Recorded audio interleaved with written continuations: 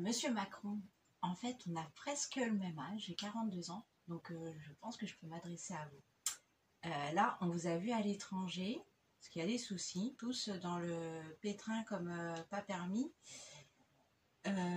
Alors, je sais pas si par qui vous avez été conseillé ou quoi, mais quand on vous dit de sortir, de partir en vacances et tout, parce que vous n'avez pas le moral, faut pas aller au Liban.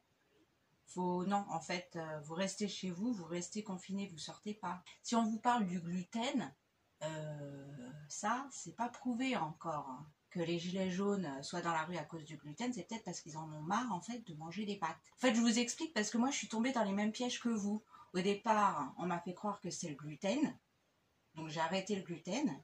On m'a dit qu'il fallait que je fasse bonne figure, donc j'ai fait du shopping et je suis allée chez le coiffeur. Je suis partie en week-end et puis on partait en vacances aussi. Mais c'est une façon de voir les choses, vous voyez. Il y a les gilets jaunes dans la rue, ça veut dire ce que ça veut dire. Donc il faudrait peut-être, je sais pas moi, augmenter les salaires, augmenter le revenu minimum. On serait tous beaucoup plus motivés pour aller travailler. Voilà. En fait, avec le recul, maintenant, j'ai compris certaines choses et je me permets, voilà, de vous expliquer. Mais ceci dit, j'étais comme vous avant. Donc, quoi d'autre? Oui, alors, pour les hôpitaux, alors c'est super bien, mais franchement, faut pas attendre, faut augmenter les salaires. Parce que il y a 100 ans, les filles faisaient du bénévolat.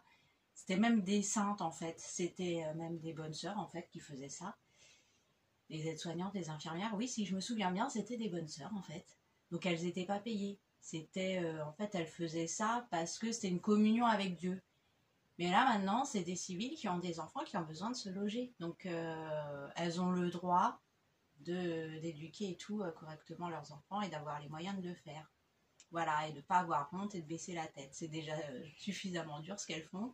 Parce que travailler dans un hôpital, c'est parfois un peu le Liban, hein, quand même. Hein. On est face à des morts.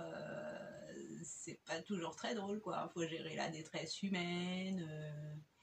Faut avoir l'air bien en plus. Enfin, vous voyez, c'est. Voilà.